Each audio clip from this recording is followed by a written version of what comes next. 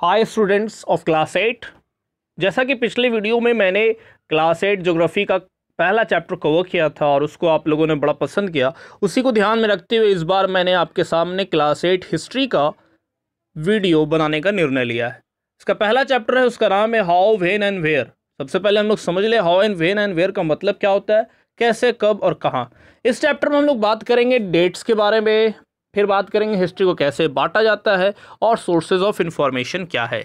तो इस पूरे चैप्टर को मैं 3 वीडियो में बांटूंगा और उम्मीद है कि आपको तीनों वीडियो में बहुत आसानी से बातें समझ में आएगी। तो आइए स्टार्ट करते हैं। पहला टॉपिक है हाउ इंपॉर्टेंट आर डेट्स। देखिए, जब भी एक ज़माना था कि हिस्टोरियंस कहते हैं हिस्ट्री लिखने वाले लोगों को, उनका पूरा का पूरा फोकस डेट पे होता था। दिन भर डिबेट चलता था कि कौन से डेट पे कौन राजा गद्दी पे बैठा, कौन से डेट पे फलाना जंग हुई। एक कॉमन सेंस में कहा जाए तो हिस्ट्री का मतलब होता था डेट। और इसीलिए कई बार आप बच्चों को, बड़ों लोगों को कहते हुए सुनेंगे, अरे हिस्ट्री बहुत बोरिंग है, इसमें इतना डेट याद करना पड़ता है कि आदमी को अपने दादा का तो बर्थडे याद नहीं है, दूसरे का कैसे याद करेंगे। तो क्या ये बात सही है? क्या एक तरह का कॉन्सेप्शन सही है या गलत है? आइए आगे बात करते हैं। देखो, हिस्ट्री, एक बात तो सही है कि हिस्ट्री जनरली हम लोग जिसमें परिवर्तन के बारे में बात करते हैं, चेंज के बारे में बात करते हैं, जो टाइम के हिसाब से होता है। हम लोग ये जानते हैं कि पहले चीज़ें कैसे थी और अब कैसे है। पहले तुम छोटे टुनिया मुनिया थे, अब तुम थोड़ा सा अक्लमंद बड़े हो गए हो।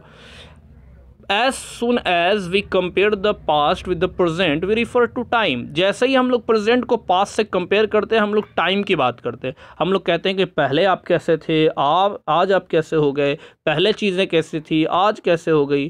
पहले मोबाइल आता था तो लोग बहुत बड़ी बात मानते थे कि वाह, उस लड़के के पास मोबाइल है, उसको बड़ी बात मानी जाती थी। आज इसको कोई नहीं वैल्यू देता। टाइम के हिसाब से चीज़ें चेंज हो जाती है। जिस वर्ल्ड में भी हम लोग रह रहे हैं, हम लोग जनरली हिस्टोरिकल क्वेश्चन हम लोग नहीं पूछते हैं आसपास चीज़ों को देख के।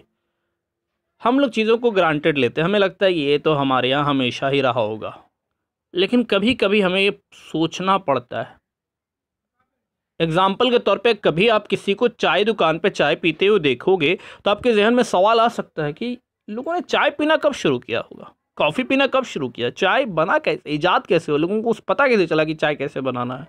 आज के दौर में तो सबको आता है, थोड़ा बहुत तुमको भी आता होगा, बनाना नहीं तो कम से कम जलाना तो ज़रूर आता होगा। Looking at the window of A train, आप ट्रेन की खिड़की पे बैठ के भी कभी सोच सकते हैं कि ट्रेन कैसे बना होगा, कब बनाया गया होगा इंडिया में, और उससे पहले लोग कैसे सफ़र करते होंगे एक जगह दूसरी जगह, किससे जाते होंगे। न्यूज़पेपर आप सवेरे पढ़ते होंगे, हालांकि आपके पास उतना टाइम नहीं है, तो फिर भी अगर आप पढ़ते हैं तो आप सोचते होंगे कि पहले लोगों के पास इंफॉर्मेशन कैसे आती होगी, सूचना कैसे आती होगी, पूरी दुनिया के बारे में लोग कैसे जानते होंगे, जब पेपर था ही नहीं, जब पेपर का इजाद ही नहीं हुआ था तो न्यूज़पेपर कैसे आता, जब कागज़ ही नहीं था उस वक्त कैसे हो रहा होगा चीज़ें। तो ये सारे सवाल वापस से हमें टाइम की ओर ले जाते हैं। लेकिन एक बात ध्यान में रखने वाली बात है कि टाइम कभी भी कोई एक पर्टिकुलर कोई मंथ या ईयर में उसको हम लोग लिमिट नहीं कर सकते। कभी कभी तो ये बिल्कुल गलत हो जाता है कि कोई एक डेट आप फिक्स कर दीजिए किसी ऐसी घटना के लिए जो एक दिन में हुई नहीं है, पीरियड ऑफ टाइम लगा है। अब इंडिया में कोई एक दिन, फ्राइडे के दिन या सैटरडे के दिन लोगों ने 15 अप्रैल 16 अप्रैल को चाय पीना शुरू नहीं कर दिया था, ये टाइम लगा था इसका टेस्ट डेवलप होने में। और कोई ऐसा फिक्स डेट इसके लिए नहीं है कि भाई ब्रिटिश रूल कौन सा दिन स्टार्ट हो गया, किस दिन अंग्रेज़ों के ख़िलाफ़ हमारी लड़ाई स्टार्ट हो गई। There is no fix date for this. आपके घर में अमरूद का पेड़ होगा, कोई फूल का पेड़ होगा, तो आप बता नहीं सकते हैं किस दिन उसमें फूल खिल गया, किस दिन फल हो गया, किस दिन उसका रंग येलो हो गया। एग्जैक्ट डेट खोजना बहुत ही मुश्किल है। बोल सकते हैं कि ठीक है इस महीने में हुआ होगा, ऐसे हुआ होगा, एक अंदाज़ा लगा सकते हैं। सवाल है कि जब ऐसी बात है तब फिर हिस्ट्री को हम डेट से क्यों जुड़ते हैं भाई? इसके पीछे का भी कारण, एक ज़माना ऐसा था कि हिस्ट्री का मतलब होता था जंग, हिस्ट्री का मतलब होता था राजा के ही बारे में सारी चीज़ें हम लोग जानते थे। इसमें सिर्फ राजा और उनकी नीतियों के बारे में ही सिर्फ लिखा जाता था, पढ़ा जाता था।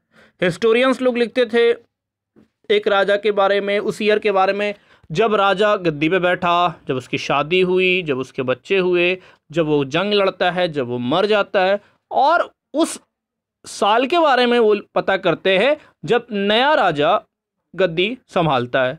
तो इस तरह के इवेंट के लिए तो भाई स्पेसिफिक डेट ही पता चलेगा। तो इसलिए डेट्स के बारे में चर्चा चलती रहती थी, डिबेट चलता रहता था। लेकिन अब अगर आप क्लास 6 और 7 2 साल पढ़े होंगे हिस्ट्री, तो आपको पता चला होगा कि अब जो जनता है, अब जो हिस्टोरियंस है, वो सिर्फ राजा के बारे में नहीं बल्कि प्रजा के बारे में और भी इशू पे लिखना स्टार्ट कर दी है। वो देखते हैं कि कैसे उस ज़माने में लोग अपना घर चलाते थे, जीवन यापन करते थे, क्या पैदा करते थे, क्या खाते थे, कैसे शहर बढ़ा, कैसे मार्केट आया, कैसे राजा किंगडम बनाया गया, और कैसे नई नई आइडियाज़ और सोसाइटीज़ में चेंज लेके आई। ये सब बातों के बारे में भी अब लिखा जा रहा है। सवाल ये आता है कि कौन सा डेट सबसे इम्पॉर्टेंट है, ये कैसे पता चलेगा? ये पता चलता है डिपेंड अपॉन कि हम क्या देखना चाह रहे हैं हिस्ट्री में। डिपेंडिंग अपॉन कि हम क्या देखना चाह रहे हैं। अगर हम एक पूरे साल लड़ाई की घटना देखना चाह रहे हैं तो हमारे लिए डेट अलग होगा। अगर हम कुछ खुशी घटना देखना चाह रहे हैं तो डेट हमारे लिए अलग होगा। तो डेट जो हम सेलेक्ट करते हैं वो डिपेंड करता है कि हम कौन से स्टोरी के बारे में बात कर रहे हैं।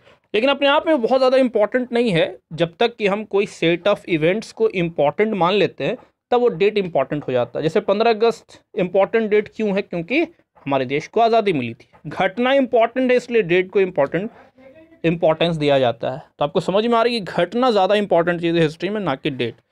और अगर हम स्टडी कर रहे हैं, हमारा फोकस ऑफ स्टडी चेंज हो गया, हम नई चीज़ों को देख रहे हैं, तो नया डेट हमको मिलेगा। एक एग्जाम्पल देखती है। एक एग्जाम्पल से ये बात समझ में आएगी कि जब ब्रिटिश हिस्टोरियन ने इतिहास लिखा तो उनके लिए हर गवर्नर जनरल, हर वायसराय का जो रूल था बहुत इंपॉर्टेंट था। उन्होंने स्टार्ट किया कि वारेन हेस्टिंग का रूल है, फिर लास्ट वायसराय माउंटबेटन के बारे में। उनके लिए हिस्ट्री का पूरा मतलब था भाई लॉर्ड माउंटबेटन है, हेस्टिंग है, वेल्सली है, बेंटिक है, डलहौजी है, कैनिंग है, यही सब रिपन उपन कर्जन लोग, इन्हीं लोगों के बारे में। तो ये लोग गवर्नर जनरल आए गए, वायसराय आए गए, इन्हीं के बारे में इनके लिए सबसे इंपॉर्टेंट है। उनका एक्टिविटीज़, उनका अचीवमेंट क्या क्या है, उन्होंने कितना ज़्यादा तीर मारा है, कितने 30 मार खान थे, यही सब जानेंगे।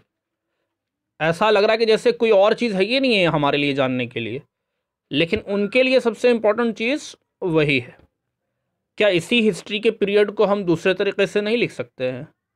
कि हम नहीं लिख सकते कि उसी टाइम पे जब गवर्नर जनरल्स रूल कर रहे थे भारत में, भारत के अलग अलग लोगों का, किसानों का, नौजवानों का, बूढ़ों का, इन लोगों का क्या हालात था, इनके साथ क्या हो रहा था। तो हम हिस्ट्री जब लिखते हैं या कोई स्टोरी लिखते हैं तो इसको हम लोग चैप्टर में डिवाइड कर देते हैं। ऐसा क्यों करते हैं हम लोग? ऊपर से तो बात हमको समझ में आया कि डिपेंड अपॉन कि हम कौन से टॉपिक पे बात कर रहे हैं उस हिसाब से ही डेट्स इंपॉर्टेंट हो जाता है। आगे हम लोग बात करें पीरियडाइजेशन क्यों ज़रूरी है। देखिए, हम लोग हर चैप्टर को, कहानी को चैप्टर में इसलिए बांटते हैं ताकि कुछ कोहेरेंस रहे, कहानी में कुछ समरूपता है, कुछ मज़ा, एक से दूसरे में जुड़ाव हो। There should be interconnection. तो इससे कहानी में मज़ा आता है। इसी तरह से जब हम लोग कोई स्टोरी कह रहे हैं तो उसी हिसाब से वही घटना सुनाते हैं, वही डेट्स के बारे में बात करते हैं जो इस स्टोरी से जुड़ा हुआ रहेगा। तो हिस्ट्री में जब हम लोग किसी गवर्नर जनरल के बारे में बात करेंगे तो उसमें इंडियंस के बारे में क्या बात करेंगे? उसमें कोई स्पेस ही नहीं है। तो फिर हम लोग करें क्या? तो हम लोग अलग फॉर्मेट ऑफ हिस्ट्री चाहिए जिसमें एक बात तो क्लियर हो जाएगी कि वो डेट का कोई इंपॉर्टेंस नहीं रहेगा जब गवर्नर जनरल ने कोई तीर मारा था। क्योंकि अब हमारे लिए भारत के लोगों के बारे में जानना कि कौन से ईस्वी में कौन से आम आदमी ने कुछ किया था, कुछ अचीवमेंट किया था, कुछ नुकसान हुआ था। तो जैसे ही हमारा इशू बदल जाता है, हमारा फोकस बदलेगा, डेट बदल जाएगा। एग्जाम्पल के तौर पर आपको अपने घर में सारे लोगों का बर्थडे पता करना है तो डेट, आपका रिजल्ट अलग आएगा। आपको अपने सारे घर में सारे लोगों के लिए हैप्पीएस्ट डे पता करना है तो फिर आपके पास डेट अलग आएगा। आई होप कि ये बातें आपको आसानी से समझ में आई होगी। अगले वीडियो में हम लोग बात करेंगे पीरियडाइजेशन टॉपिक के बारे में।